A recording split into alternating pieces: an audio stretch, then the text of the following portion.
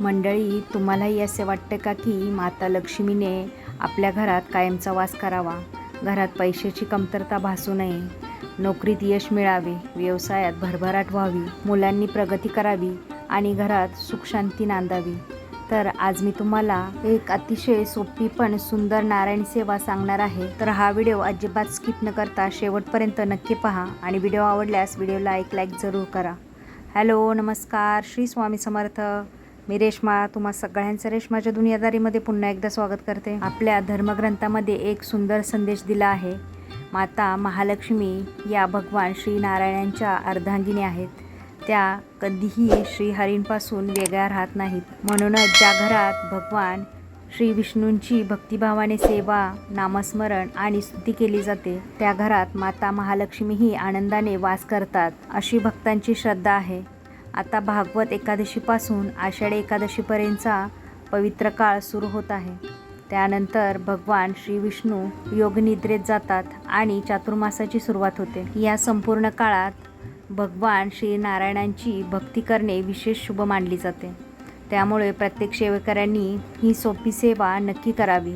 ही सेवा करण्यासाठी मोठा खर्च नाही, मोठी विधी नाही आणि खूप वेळही लागत नाही. रोज फक्त 15 ते 20 मिनिटे श्रद्धेने ही सेवा करा. सर्वप्रथम श्री व्यंकटेश स्तोत्र 11 वेळा म्हणा.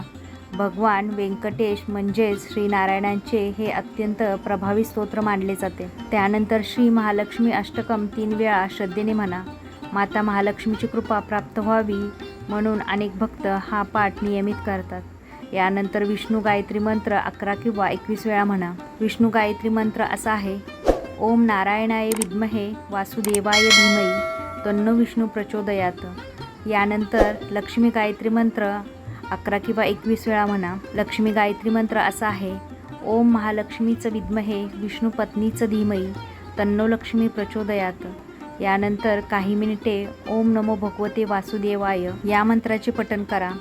त्यानंतर श्री विठ्ठल विठ्ठल जय हरी विठ्ठल किंवा रामकृष्ण हरी या नामाचा जप करा. शेवटी भगवान श्री नारायण आणि माता महालक्ष्मी यांना हात जोडून आपल्या कुटुंबासाठी प्रार्थना करा. मंडळी, लक्षात ठेवा, देवाला आपल्या संपत्तीपेक्षा आपली श्रद्धा अधिक प्रिय असते. रोज थोडा वेळ काढून प्रेमाने केलेली सेवा, मनापासून घेतलेले नाम आणि भक्तिभावाने केलेली प्रार्थना याचे फळ नक्कीच मिळते, अशी भक्तांची श्रद्धा आहे. म्हणूनच भागवत एकादशीपासून ही नारायण सेवा सुरू करा.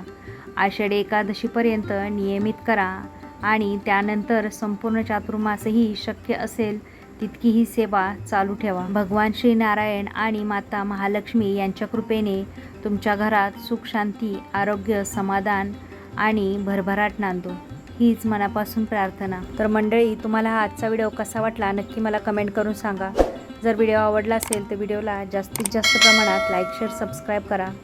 पुन्हा भेटूया आपण उद्याच्या नवीन व्हिडिओसोबत. तोपर्यंत सगळ्यांना श्री स्वामी समर्थ. जय जय स्वामी समर्थ.